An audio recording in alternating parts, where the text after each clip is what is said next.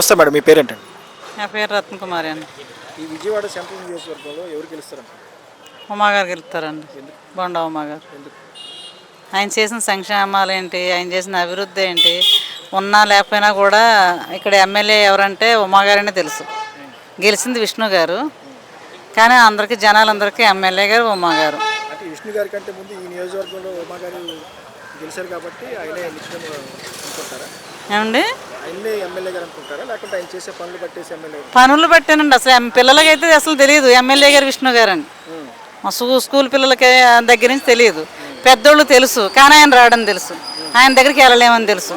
ఏదన్నా ఉంటే ఎమ్మెల్యే గారి దగ్గరికి వెళ్దామంటే ఎమ్మెల్యే గారు ఉమ్మగారే తెలుసు. ఆయన రానివ్వడం మాట్లాడు కాబట్టి. ఈసారి ముఖ్యమంత్రిగా ఎవరు గెలుస్తారు? చంద్రబాబు గారు గెలుస్తారండి 100%. ఎన్ని సీట్లు వస్తాయి అనుకుంటున్నారు? సీట్లు అనేది ఇంకా మేము ఇప్పుడు చెప్పేది కాదు, అప్పుడే చూద్దరు. కానీ ఆయన అధిక మెజార్టీతో గెలిచేది చంద్రబాబు గారే. ఎందుకంటే అది చేసింది జగన్మోహన్ రెడ్డి గారే. ఆయన అలా చేసింది జగన్మోహన్ రెడ్డి గారు. జగన్మోహన్ రెడ్డి గారి వల్లే చంద్రబాబు నాయుడు గెలుస్తున్నారండి. లేకపోతే ఏమేమో ఇప్పుడు ఆయన ఇవన్నీ సక్రమంగా చేసుకుంటూ వస్తే కనుక ఈయన 10 సంవత్సరాలు ఈయన అన్నాడు చూడండి, నేను ఇంక ముందు ఎప్పటికీ సీఎం అని. నిజంగా చిన్న వయసులో వచ్చినందుకు అలా జరిగేదేమో. ప్రతి వాళ్ళకి సంక్షేమ పథకాలు అందిస్తున్నారు, అమ్మఒడని. ఎవరేమన్నారండి, ఎవరు అడిగారండి? నీ సంక్షేమ పథకాలతో వచ్చావు నువ్వు దీంట్లోకి? సీఎంగా సంక్షేమ పథకాలు పెడతానని చెప్పి రాలేదుగా. చెప్పావు, దాని అభివృద్ధి అంతా చంపేసి సంక్షేమ పథకాలు తెస్తానని చెప్పలేదు. ఎక్కడ దాకా ఎందుకంటే లూలు పరిగెట్టిచ్చేసావు. ఎన్ని కంపెనీలు ఆయన తెచ్చాడు, నువ్వు ఎన్ని కంపెనీలు తెచ్చావు? ఎక్కడ దాకా ఎందుకు 30% పోలవరం చేయలేకపోయావు. అన్నా క్యాంటీన్లకి పోనీ అన్నిటికి రంగులు మార్చేసావు. కొన్ని వేల కోట్లు ఖర్చు పెట్టి అన్నా క్యాంటీన్కి కూడా రంగు మార్చేపోయావా? పేదలకు అన్నం పెట్టలేకపోయావా తప్ప? 2 బిడ్డలు ఉంటే 1 బిడ్డకు అన్నావు. కరెంటు బిల్లు ఎక్కువ వస్తే పెన్షన్ కట్ చేసావు. వాళ్ళు అలో లక్ష్మణ్ ఎడుతున్నారు.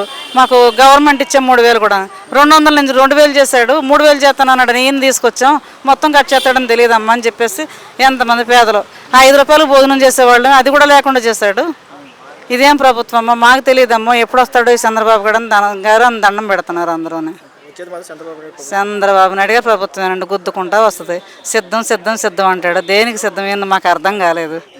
పోలవరం పూర్తి చేయలేనందుక, అభివృద్ధి తేలేనందుక, మా అన్నా క్యాంటీన్లు చేసినందుక, ఏళ్ళ కక్ష కట్టి తెలుగుదేశం వాళ్ళందరినీ అరెస్ట్ చేసినందుక. ఇవే కదా ఆయన చేసి సిద్ధాలు. 4 సంవత్సరాలు నువ్వు ఎత్తుక్కుంటే నీకు ఏది కనపడద్దో చూడు జగన్మోహన్ రెడ్డి గారు. మీకు కనపడింది అదొకటే. చెట్లను కూడా చూడలేకపోయాడండి ఆయన. చెట్టుని ఎంత పచ్చగా పెంచుకుంటామండి. 200 సంవత్సరాలు చెట్టును కూడా సెకండ్లో కొట్టేసారు, నరికిచ్చేసావు. అది ఎంతమందికి నీడుతుంది? చెట్టు నీడిస్తుందనే తెలియని అలాంటి సీఎం గారు ఉన్నందుకు ఇంక ఎలాగేడాలో ఎడుతున్నారు జనాలు. చెట్టు అనేసరికి అందరూ మొత్తుకుంటారండి. అదే ఒక చెట్టుని పెంచుకోవాలని నీడిస్తుంటారు. తల్లి లాంటిది అదే. ఇంక తల్లి మీద లేదు గౌరవం, చెట్ల మీద ఇంకెట్లా వస్తుందిలేండి. ఆయన పాపం ఆయన పుట్టికే అది. ఆయన ఏమీ చేయలేడు. ఇప్పుడు ఆయన పదవి లేకపోతే కూడా బతకలేడు, అది కూడా కష్టమే.